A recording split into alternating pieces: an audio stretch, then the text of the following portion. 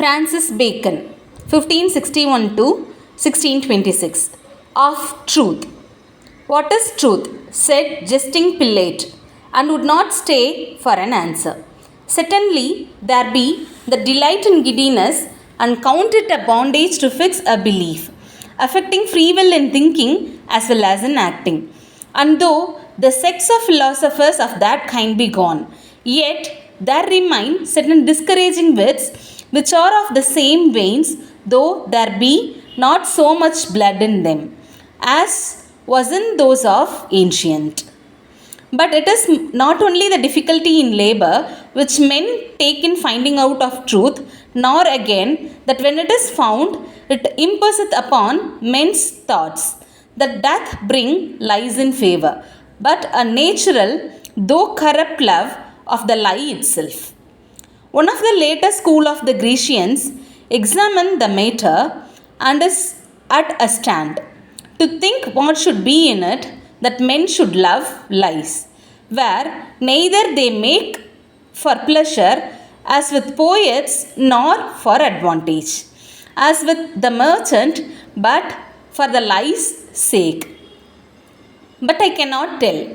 The same truth is a naked and open daylight that doth not show the mask, the mummeries and triumphs of the world, half so stately and daintily as candle lights.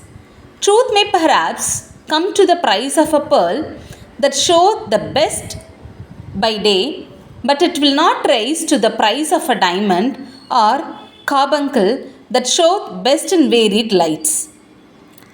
A mixture of a lie doth ever add pleasure.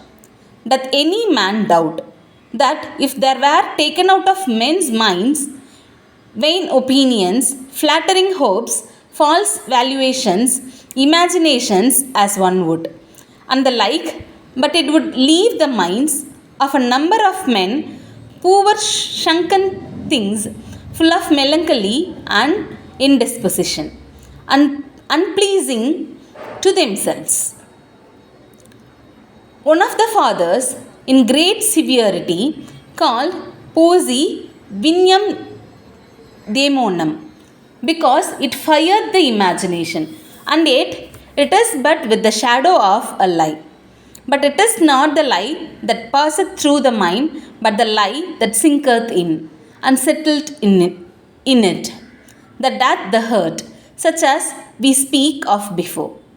But howsoever these things are thus in men's depraved judgments and affections, yet truth, which only doth judge itself, teacheth that the inquiry of truth, which is the love making or wooing of it, the knowledge of truth, which is the presence of it, and the belief of truth, which is the enjoying of it, is the servant good of human nature.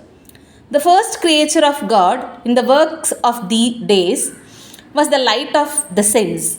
The last was the light of reason. And his Sabbath work ever since is the illumination of his spirit. First, he breathed light upon the face of the matter or chaos. Then he breathed light into the face of man. And still he breathed and inspired light into the face of his chosen. The poet, that beautiful of the sect that was otherwise inferior to the rest, said it excellently well.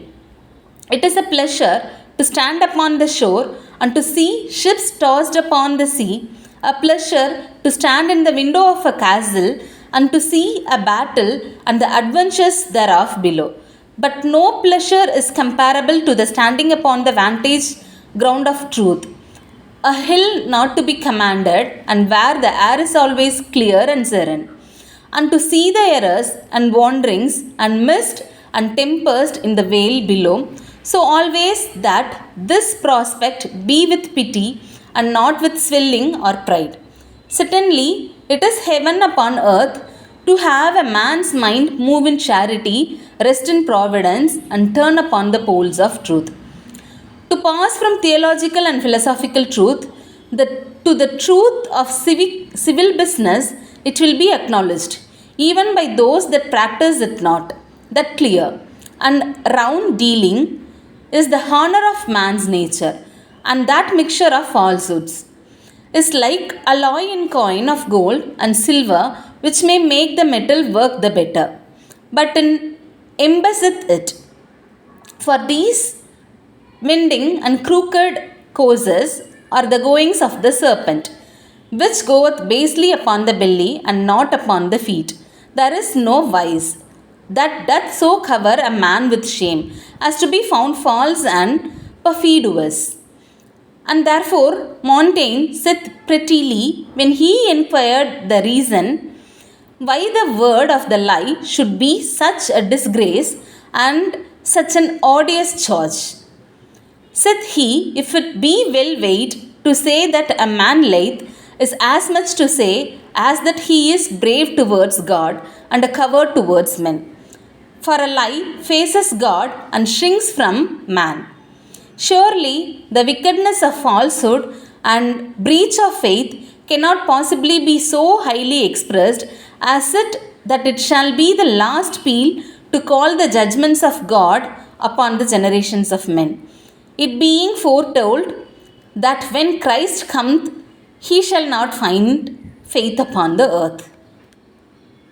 Thank you.